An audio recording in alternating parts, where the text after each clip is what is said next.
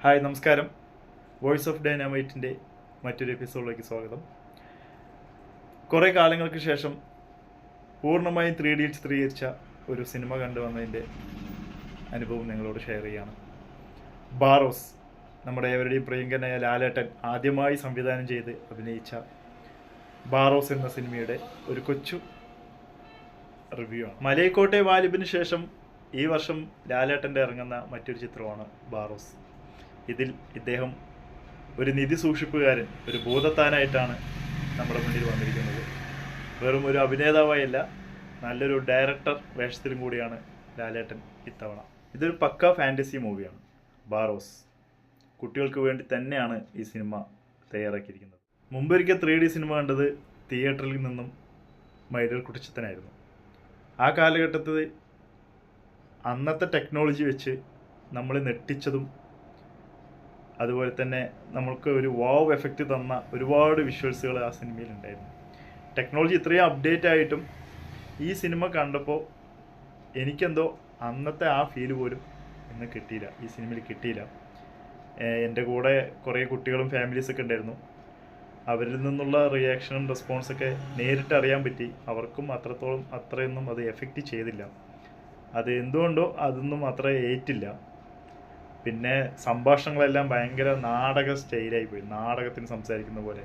ഇംഗ്ലീഷുകാരും കറുത്ത ആൾക്കാരും എല്ലാവരും മലയാളം സംസാരിക്കുമ്പോൾ സംഭാഷണമൊക്കെ ഭയങ്കര അങ്ങോട്ട് സെറ്റായില്ല. പിന്നെ നമുക്ക് ഇമോഷണലി കണക്റ്റ് ആവുന്ന ഒന്നും തന്നെ അതിനകത്ത് ഉണ്ടായിരുന്നില്ല. ഈ നിധി സൂക്ഷിപ്പുകാരൻ ലാലേട്ടൻ്റെ ലാസ്റ്റൊക്കെ ആകുമ്പോൾ നമുക്ക് കുറച്ച് ഇമോഷണലി എന്തെങ്കിലും ഒരു ഫീലിങ് ഒന്നും ഇല്ല. വളരെ ഫ്ലാറ്റായിട്ട് ഇങ്ങനെ കണ്ട് ഇരിക്കാമെന്ന് മാത്രമേ ഉള്ളൂ. അല്ലാതെ കൂടുതലൊന്നും അതിനകത്ത് എക്സൈറ്റിങ് തോന്നിക്കുന്ന ഒന്നും അതിനകത്ത് ഉണ്ടായിരുന്നില്ല.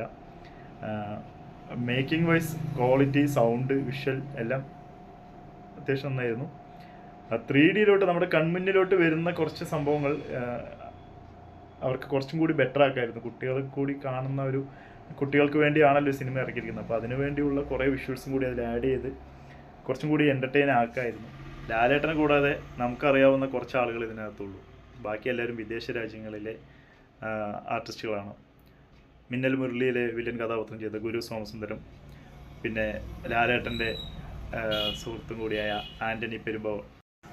എന്തൊക്കെയാണ് നമ്മുടെ ലാലേട്ടൻ ആ സിനിമയിൽ ഒരുക്കി വെച്ചിരിക്കുന്നത്, അത് 3D ഫോർമാറ്റിൽ കാണാൻ ആഗ്രഹിക്കുന്നവർക്ക് തീർച്ചയായും ഒരിക്കൽ കാണാവുന്ന ചിത്രം തന്നെയാണ് ബാറോസ്. ഒട്ടും മോശം എന്ന് പറയാനില്ല, എന്നാൽ അത്രമാത്രം എഫക്റ്റീവായ അല്ലെങ്കിൽ ഭയങ്കര നമ്മളെ എക്സൈറ്റ് ആക്കുന്ന ഒരു സംഭവം അതിനകത്തില്ല. എനിക്കൊരു ആവറേജ് അനുഭവമാണ് ബാറോസ് തന്നത്. നിങ്ങൾ കണ്ട് അഭിപ്രായം പറയൂ. വീഡിയോ ഇഷ്ടമായാൽ ലൈക്ക് ചെയ്യൂ, ഷെയർ ചെയ്യൂ, കമൻറ്റ് പ്ലീസ്. Thank you.